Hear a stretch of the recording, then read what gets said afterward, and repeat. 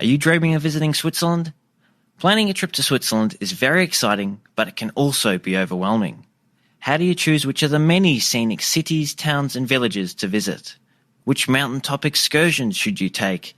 And what's the best way to get around Switzerland? And of course, how much of the country can you realistically see within your time frame? If you've asked yourself any of these questions, this is the podcast for you. This is the Holidays to Switzerland travel podcast, and in each episode, your host Carolyn Schonnefinger chats with Swiss travel experts to answer your most commonly asked questions, provide practical tips, and take you on a virtual visit to the most popular destinations, and of course some hidden gems to help you plan your dream trip to Switzerland. And you'll hear plenty of conversations about Swiss cheese and chocolate too. Are you ready to plan your trip to Switzerland? Well, let's get started. Are you considering renting a car for your Swiss vacation, but are worried that driving might be difficult? In today's episode, I'm chatting to Nansi Martin from New Jersey in the United States, who, along with her husband Rob, rented a car and did a road trip around Switzerland in September 2021. They loved the freedom that having a car gave them, as they were able to travel at their own pace and not have to adhere to timetables. In fact, they love Switzerland and driving around the country so much they've booked another trip for September 2022. I met Nansi virtually in the Switzerland Travel Planning group in Facebook and keenly followed along as her trip plans came together and she and Rob were finally able to make their Swiss travel dream a reality. I was thrilled then when Nansi agreed to come on the podcast to share her experiences with us all. She has lots of tips for folks who are planning on driving in Switzerland for the first time, and she also shares her itinerary and talks about the excursions and activities they enjoyed on their trip. If you need a road trip full of highlights, you need Switzerland. I know you'll get lots of handy tips from this episode, regardless of your mode of transport. But before we hear from Nansi, I'd like to say thank you to the lovely team at Switzerland Tourism, who are sponsors of the podcast. Make sure you visit their website, myswitzerland.com, for information and inspiration to help plan your dream Swiss vacation. Hello, Nansi. Thank you so much for coming on to the Holidays to Switzerland Travel podcast. Hello. Thank you for having me. I'm very honored to be here. Well, it's my pleasure, and I'm so glad you agreed to join us. It's always great to hear from other travellers and hear what they did on their trip and learn from their experiences. So it's really exciting to have you here today. Can you start by just telling us a little bit about yourself and your travel experiences? Sure. My husband is my travel companion. He carries my luggage. He keeps me on the straight path. And we've been traveling together since we were 19. So we live in New Jersey. We live in South Jersey, which is a little bit different. We're not near New York or anything. And there's not much going on here. So at a young age, I decided I wanted to travel as much as I could. So that's kind of how we got started, seeing the national parks in the United States. And then one day, about 2017, when we kind of hit everything we wanted to do, we decided to maybe venture out a little bit. And I was scared to death. Wow, you braved it. So where have you been? In the United States, we've pretty much been to all 50 states. We've been to Alaska 12 times. Wow. So I said I like the cold weather. Wasn't lying. Then our first European trip, I guess you can say, would be to Iceland. I thought that was a nice jumping off point. Only 5 hours, had everything we wanted to see. And the appeal of it all, mountains, snow, waterfalls, it had it all. And then Rob did a trip to Scotland, and he just was in awe about how old world it was and the cobblestone streets and everything. And then we started thinking about Switzerland. I was thinking about Switzerland for a while, but after he landed on the continent, it was easier for me to jump on in. Yeah, great. So you visited Switzerland in September 2021. What was it exactly about Switzerland that, you'd been thinking about? Why did that appeal to you? I kind of feel like it's on everybody's bucket list, to be honest with you. It's just the mountains. They're just so majestic, and it just looks so otherworldly. And it's always been in the back of my head, Switzerland. It's, the mountains, the waterfalls, the cows. Mhm. Um, and I just kind of decided, let's go for it. We're not getting any younger, and I just kind of want to see things when I can still move. And Yeah. we just jumped in, and we were supposed to go in 2020, and that didn't happen. Yeah, we all know what happened in 2020. Okay, so we'll cover your itinerary in more detail or in detail shortly, but can you just give us a bit of an overview of your trip and which city did you start and finish in and what did you do in between? Sure. Landed in Zurich. Then we decided to stay in Vegas. We're not really city people. We kind of like to get away from the city, but maybe close enough if we did want to pop in. It was a nice, logistically, it was nice there. And I loved being on the water. Mm-hmm. So we decided to spend 3 days there. And I thought that was kind of a good jumping off point to go to different areas because we wanted to drive. Okay. Mm-hmm. I just really like having control. And I like being not on a time schedule. And since the Swiss are very punctual people, it's probably not in my best interest because I like to lollygag. Mm-hmm. And if I want to stop and watch a waterfall or a cow graze or the sunset, I don't want to have to look at my watch. Sure. Yeah. So from there, I'm going to butcher names. This is where it comes in. We went to Glemersee. And we did the funicular, and that was like our first, like, oh my goodness, look at these mountains. Like I couldn't get over it. Like we were in the mountains. And then after that we had passed our gorge, which I didn't hear a lot about, but it was fascinating just seeing the water carving through the canyon like that. Mm-hmm. Yeah.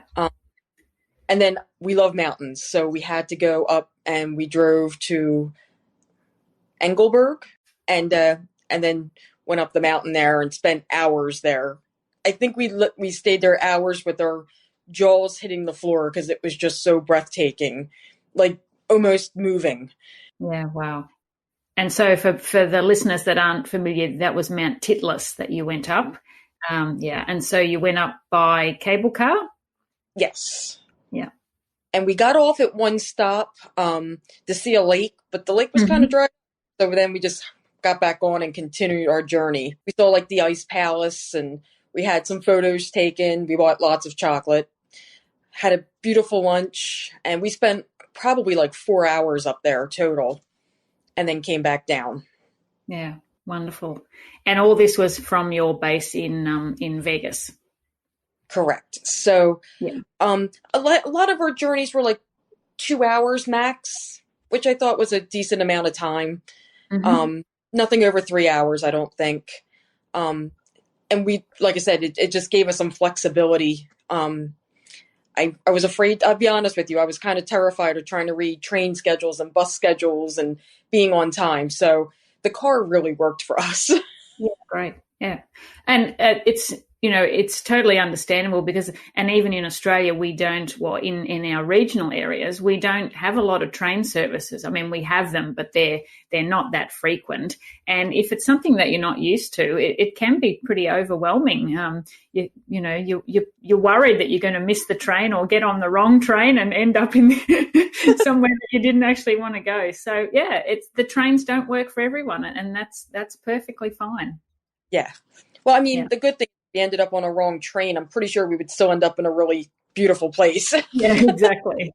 Exactly. Now, I did want to talk a bit more actually before we move on about the Gelmer Barn. So you went to the Gelmer Sea, which is the lake, but the Gelmer Barn is a pretty amazing kind of funicular, isn't it? That some people might have seen it on Instagram and Facebook and so forth, and they speed the footage up and it looks like you're on this amazing roller coaster. It's not actually like that, but can you tell us a bit more about your ride on that? Well, the first thing I have to say is that the Google directions takes you to maybe like almost like a industrial building. And so I had to buy tickets online and we were running late, and it didn't take us actually to where we had to get on. And luckily we found some construction workers, and thanks to Google Translate, to get us to where we had to be. And we missed our takeoff. Okay. But they were so nice there that they're like, just don't worry about it. Just hop on the next one. So that was my first strike with punctuality.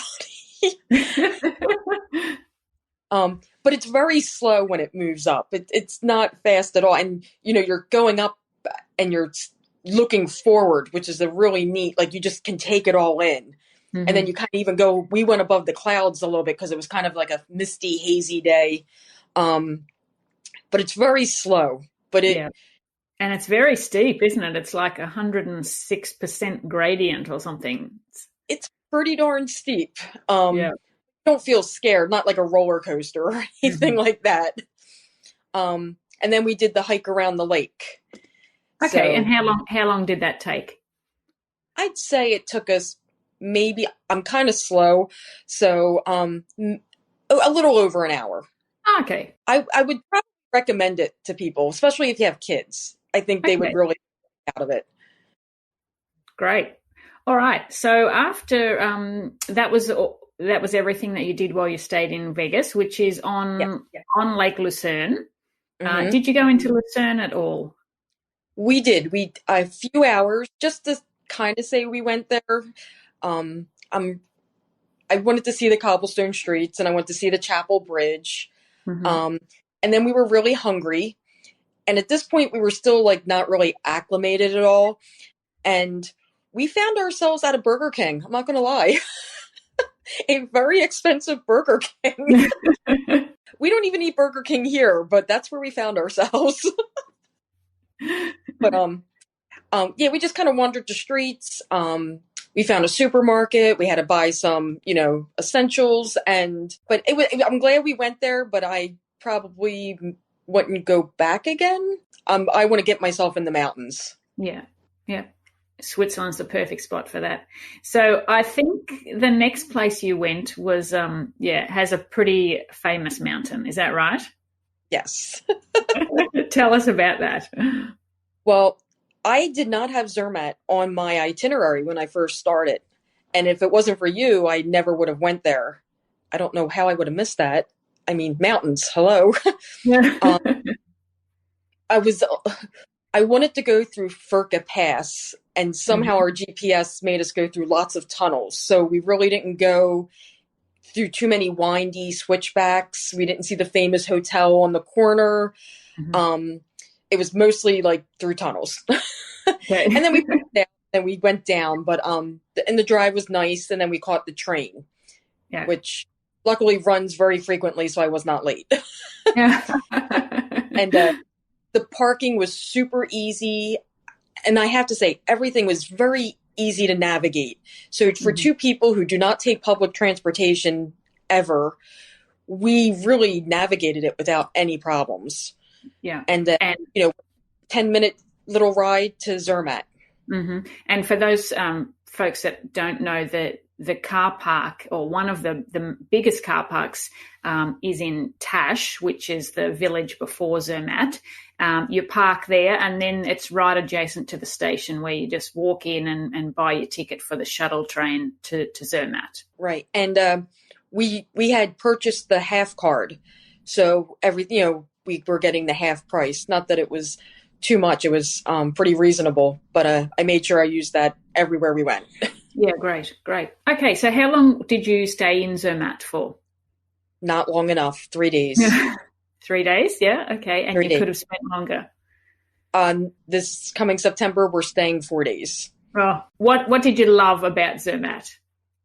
Oh, what's not to love about it? I I love that it's car free. I love the streets, and I love it was everything I pictured Switzerland to be. The wooden homes and on the mountains, and the beautiful flowers cascading down from the window boxes. It was just everything I thought it. When we got to Zermatt, I was like, this is Switzerland. This is what I dreamed about. And I loved it. Everything was in walking distance. So when we got off the train, we did get an electric taxi to take us to our Airbnb, just because we really didn't know where we were going, kind of tired, luggage. But after that, we walked the whole entire time. Yeah, great. And what were some of the things that you did whilst you're in Zermatt?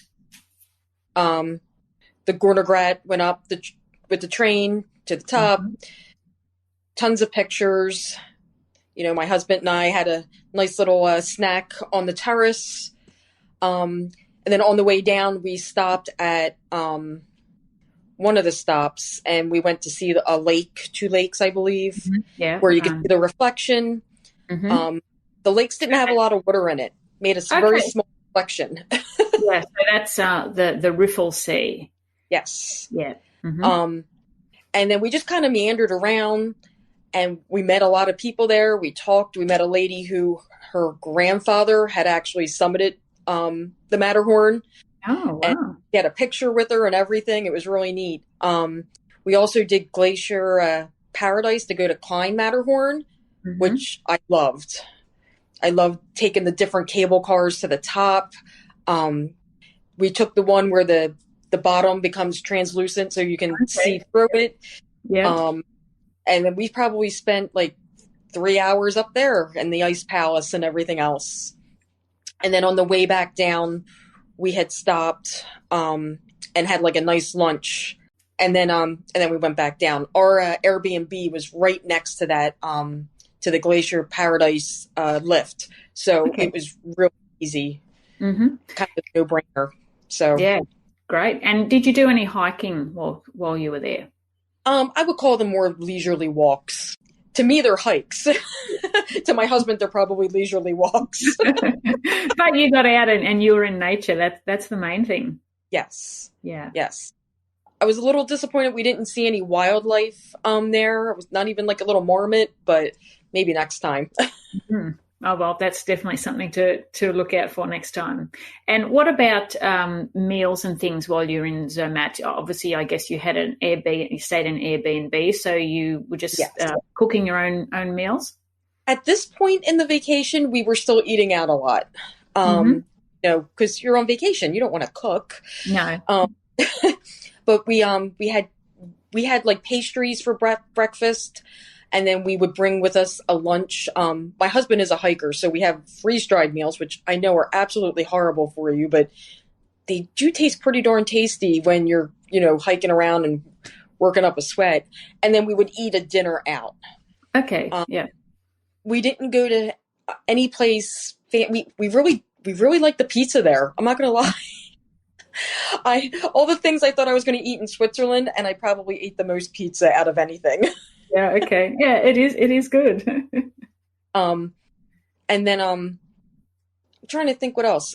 We either had like a late lunch, early dinner kind of thing, or just like a dinner. We didn't eat 3 square meals a day, that's for sure. Yeah. And we did definitely stop at the supermarkets for some like fruits and vegetables and things. And did you spend much time sort of looking around the village in Zermatt? How could you not? Yeah. Every nook and cranny. You just want to wander down every single side street and just take it all in. And I really think because of COVID, it wasn't crowded. Like I felt like I had Zermatt all to myself. Fantastic. Yeah. I hope it's going to be like that for you this year, but I'm not sure. I have a feeling it's not. No. So after Zermatt, where did you head then next? Well, we were going to Grindelwald, but we decided to stop at Lake Ocean. Oh, okay. Yeah, Lake Ocean, yeah. So we drove, and then we put the car on the train, and it dropped pretty much right there. It's fantastic, isn't it? So that's Right. the Lochberg Tunnel, and yeah, you drive onto this amazing special train carriage for cars, for those people that aren't familiar with it, and then you go through this tunnel through the mountain, and then you come out the other side and drive off the train. It's amazing. It was real easy to get your tickets, real easy to drive. The only thing that you miss is the scenery. Yeah, that's right. But But isn't it a weird experience sitting in your car, but you're not driving, and mm-mm. but you're moving through a tunnel? And then you come out and it's like you're in the mountains. The parking there was a little challenging because it was very crowded. It was like a picture perfect day. Okay, yeah. It was very crowded, and I think it was I want to say it was also a Saturday, so maybe the weekend had something to do with it. Hmm. But we took the lift, and then you walk down to the lake, which I wasn't expecting, because then you have to walk back up to Yeah, and get back. it's probably a good half hour walk each Yeah, way. Yeah. and then when we got there, it was very crowded. And you can go around the lake either left or right. We kind of went off to the right, and I love the fact that there's all these fire pits and like people were cooking outside and just enjoying everything. So we went as far as you could go, and the people next to us were grilling, and it smelled really good. But we had our freeze dried meals. And there was, dogs playing in the water and people swimming, which I thought they were a little nuts. It was a little cold for my taste. But it was beautiful. But I think if we hit it this year, I want to go to the left. I want to go up a little bit higher to get a better Mhm. perspective of the water. Yeah, and perhaps try not to go on a weekend. Hopefully not. Yeah. And I thought it was really nice that they had like a little shuttle for people who can't walk that far, that Hmm. they can still enjoy it, and know that they can get back and not Yes. have their Yeah. husband drag them up. Yeah. And the color of the lake is just incredible, isn't it? Beautiful, absolutely Mm. stunning. Yeah. And it was kind of another one of those Instagram pictures that you see and Mhm. you see, and it's like, I want to go there. And then Yeah. the next thing you know, you're there and you just can't believe it. Yeah, no, it's out of this world, that's for sure. So that made a great stop. So that's it. You go to Kandersteg and take the cable car from there. So that made a great stop, obviously, on the way to Grindelwald. And when you got to Grindelwald, were you staying in Airbnb, or what sort of accommodation did you have there? I mean, I would call it an Airbnb, but we used a company called Home to Go. Okay. Hmm. So it was basically, we had a whole entire second floor, huge kitchen, had like 3 bedrooms and a beautiful balcony, with iconic views. And it was like a little bit out of town. So if you were looking to stay at that place, there is a bus stop at the end of the street, but to get to that bus stop, it was a pretty long street, kind of hilly. Okay. Yeah. Okay. So where we stayed, you would definitely probably need a car, I would say. Hmm. But Okay. And what sort of things did you do whilst you were in Grindelwald? I did the touristy things.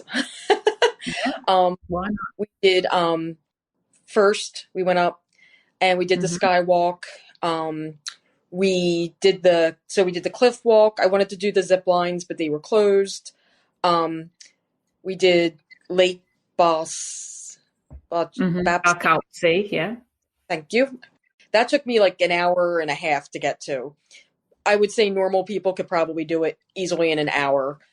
And there was a lot of people on the trail, but when you got there, you never felt like there was a ton of people there. You could find your Hmm. own little spot and take it all in. You didn't feel like you were on top of each other. Yeah, okay, nice. So we probably spent like an hour and a half right there and had a nice lunch. Hmm. But because I was a little slow on the way back, we were going to do the trotty bikes and they were closed. Uh, So next time. yeah.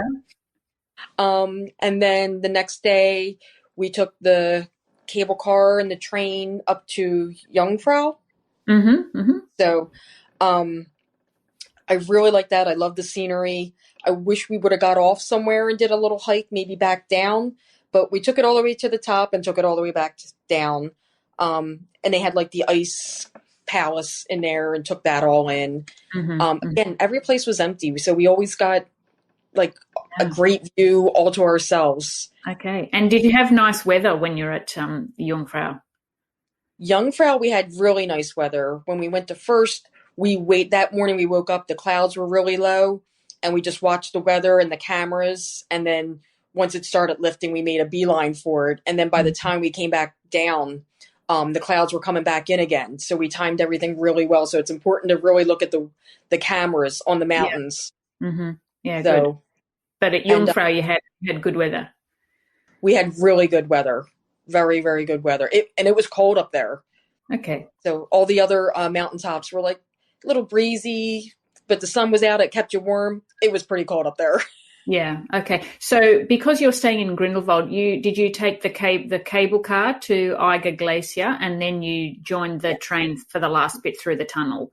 And yes. You did that both ways? Yes. Yeah. Okay. Great. Yeah. I was paranoid of missing the train.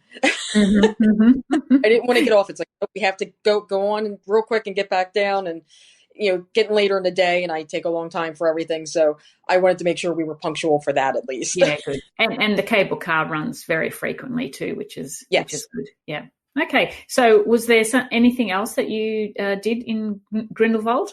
Well, not so much there, but we did a day trip to Lauterbrunnen. Lauterbrunnen, yes. And we happened to be there the day of the cows. Oh, now I have to say Lauterbrunnen is my favourite place in all of Switzerland because, my history there goes a long way back, but I've never seen the cow parade, so I'm super jealous of you. So please tell me about that. I think we found out the day before that it was going to happen. I think I found out on your group page and so I made sure I scoped out where we had to park and everything. And we got there and we just started walking and we saw some other people walking. So we're like, let's follow them. Mm-hmm. And we ended up on like this little tiny street and some cows came by. They weren't really adorned with flowers or too many big bells. And there was probably like 10 cows. We're like, oh, okay. I was expecting something a little bit more. So we headed back down to the church in the parking lot where they were going to gather. And then the next thing you know, all these cows just started coming down and with the big bells and the flowers on their heads. And it was magnificent. It was very emotional for me because that's something I had seen before. And it was, I just felt like it just really put together my whole entire trip by seeing that. I had the chocolate, I had the fondue, I had the cable cars, the mountains, and now I had the cows. And I just felt like it was like the perfect ending to our trip. Yeah, absolutely. And really like how lucky, like what great timing, because that only happens sort of in a couple of week sort of time frame at the end of every summer when the farmers bring the cows down from the mountains. And they don't really know in most cases until a few days before what day they're going to bring them down. So you really lucked out. I really do think we lucked out. I think it was like it was kind of like you missed out going last year, so this is like you waited and this is your reward. The only problem was we parked in the parking lot in which they gather all the cows. So we had to wait for them all to be trucked back out. Which is fine. It's an adorable town. It gave us plenty of time to go see the waterfall, and there was a cemetery with some mountaineering thing, people in it, and we read the stones and read the history of everything and had a nice lunch. But yeah, next time I might pick a different parking lot. Yeah, to hang with the cows for a bit. Yeah, and I was just impressed by there was, adults doing it, but then there was children doing it, and I was just impressed by this. There was this young boy, and he's herding the cows down, and it's like any other kid here would be playing video games. If you asked him, "Hey, can you help us get some cows out?" Probably look at you like you had two heads, and it was just amazing to see this young boy doing that. And then there was a girl and she was like wrangling them, like they were throwing her up in the air and she was still holding on to them and trying to get them, like they were separating them. And it really was an amazing thing to witness. Yeah. Oh, fantastic. And how many cows do you think there were in the herd? Oh, hundreds. Really? Wow. Yeah. Yeah. It Okay. was impressive. Yeah, it And the would be fact that I impressive. thought I saw the 3 little cows and I thought that was it. That was just the teaser.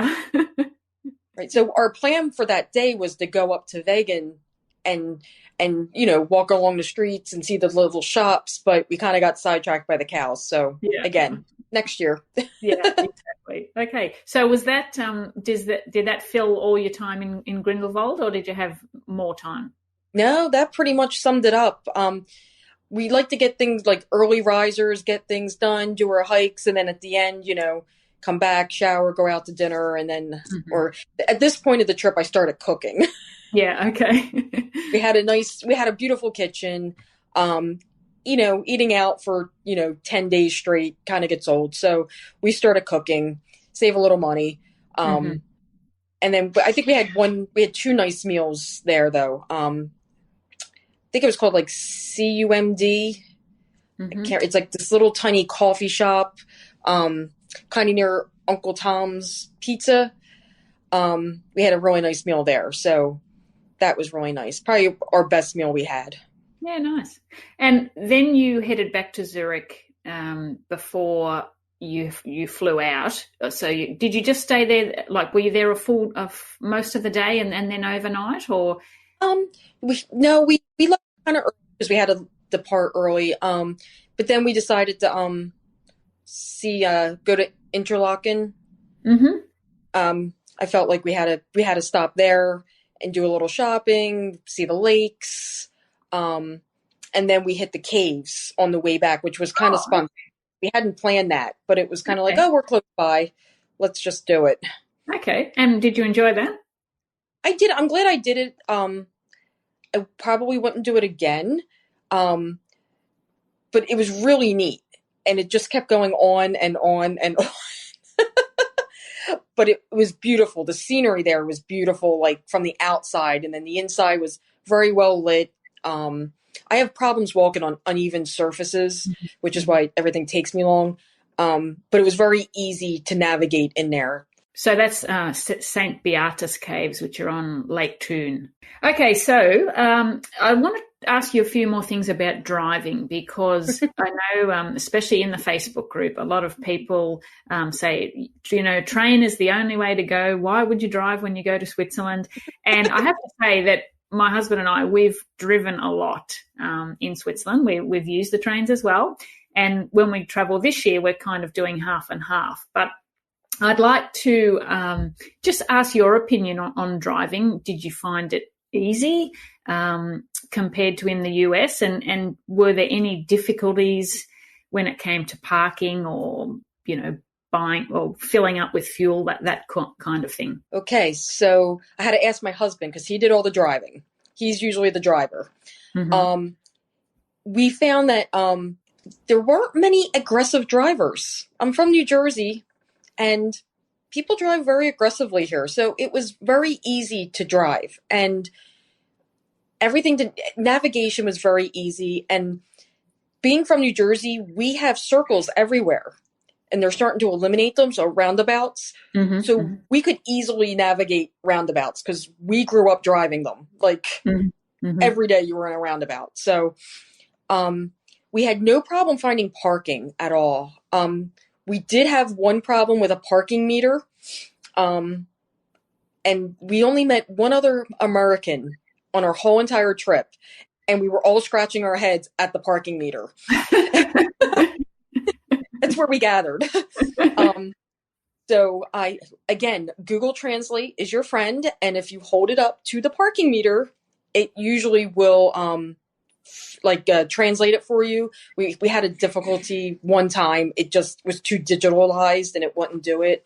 But we parked a lot underground, which it's the same as it is here in the United States, where you grab a ticket and then you pay on your way out. So that was very easy.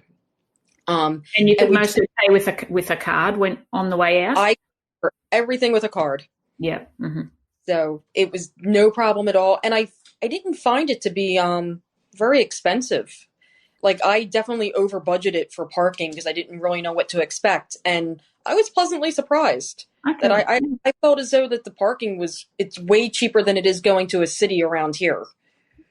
Okay, interesting. And what about when it came time to fill up with fuel? How did you find that? Because I know that can be a little daunting. Yeah. So we live in New Jersey. Like I said several times, we are the only state that does not pump their own gas. Oh, wow. Okay. My husband can pump gas. I cannot. So we thought we had this down because in Iceland it was very easy. We had no problems at all. Switzerland was a little different. We could not figure it out.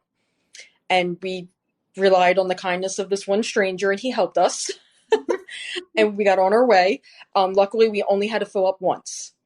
So I luckily prepaid the gas at the airport, which is something I never do, but for some reason I did. And I was very happy I did because that was one last time we had to use the gas pumps. Mm-hmm, mm-hmm. I think we're going to YouTube it before we go next time. Yeah, it can be a little daunting. And yeah, my husband speaks German, and even sometimes in the Swiss German parts of Switzerland, yeah, it can be, oh, what? How does this work? Yeah. But we get there in the end. So as you said, it's always helpful just to ask a local, and yeah, they want you to buy the fuel, so they'll help you. And we always have attendants at all our gas stations here. So, you know, if you were to come here, it would be easy to find a gas station attendant to help you, but they're kind of unmanned, it seemed. The one that we went to had nobody there. And it was in the middle of the day. So maybe it was lunch break. I don't know. That actually can happen. I know a few times in Lauterbrunnen we've been going to fill up, and it happens to be on a Sunday when no one's there and it's credit card only, and you've got to work it out yourself. So if someone's listening and they're a bit apprehensive about that, I'd say make sure you fill up on a Saturday when someone's going to be in attendance. Good to know. Yeah.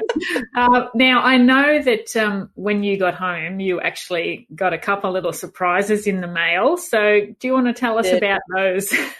We got a ticket on our very first day. We knew we were going to get it because we saw the flash go off in a tunnel. And then we got one on our very last day.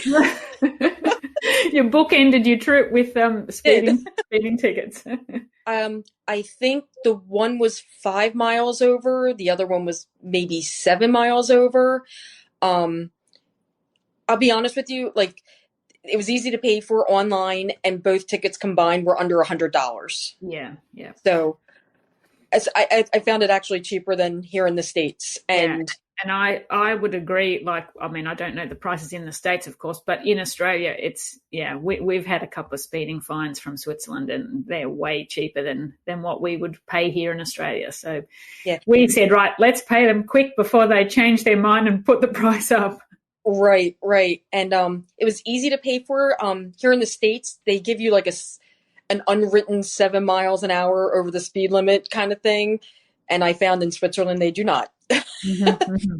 But next year or in September, we're going to do cruise control, so we don't have that problem. Yeah. I think sometimes I know when we've been unfortunate to get a speeding ticket, it's like if you suddenly at the end of the tunnel, the speed limit drops, or, you're going into a zone where they're doing some road work or something, and you don't realize until, I've just passed the sign and there was a flash. So yeah. We were hoping it was the people behind us, but we knew it was us. Okay. Now, do you feel like you missed out on anything because of the fact that you rented a car rather than traveled around the country by train? I really don't.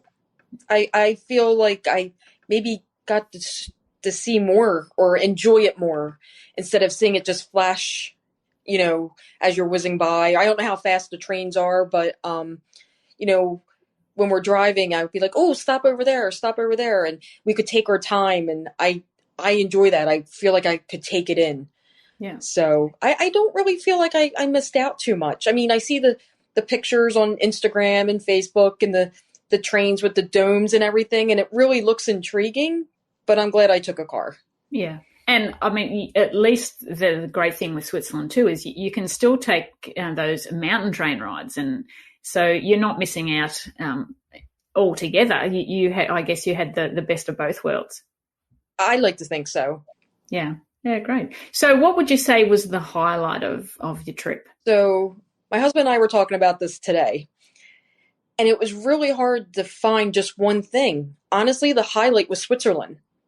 I mean, the hiking was fun, and the cows were unbelievable.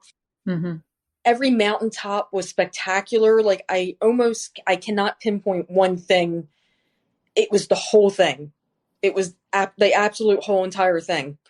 I wish I could give you a better answer, but I can't, because that's how I felt the whole time. That's the best answer. That's wonderful. Yeah, that the Switzerland was the highlight. That's incredible. Yeah. So was there anything that surprised you about Switzerland? I couldn't get over how big the mountains were. I mean, I know that they're the Alps, but like they were even bigger than I thought. I was surprised how clean everything was. Mm-hmm. Like everything was pristine. You never saw trash anywhere. Even in the lakes, you never saw trash. It was refreshing. It was so nice to see that. And the quality of the roads. So people who are taking trains won't know that, but the quality of the roads, I think we hit one pothole the whole entire time. Mm-hmm. It was enjoyable. And the freshness of the ingredients of the food. I would definitely say that's what surprised me. Okay. Fantastic. So you mentioned earlier that you've got another trip planned, which is just amazing. So I always love to hear that, okay, one trip to Switzerland is never enough. And yeah, sounds like you might have caught the addiction like me. So what are you going to do, or are you going to do anything differently this time round? We're staying in the same places. Okay, that's interesting. I'm staying in the same places because I loved every place that we stayed. I just wanted more time in Zermatt. So we're adding another day to Zermatt. I'm not going to listen to my Google Maps, and I really want to do the full length of the Furka Pass. Mm-hmm. And I know you can stop and see a glacier there and go inside. I mean, I love ice. I love glaciers. So what's one more? I'm thinking of going to Glacier 3000, I think it is. Yeah. Mm-hmm. I'd like to do the things that we ran out of time with, like the first flyer, the trotty bikes on first. Something that we had missed in Lautenbrunnen was Trommelbach Falls. Okay, yeah. Mm-hmm. I'd like to see that. And I think I want to do a helicopter ride in Zermatt. I want a bird's eye view. I think that paragliding looks fantastic, but I don't think I can do it.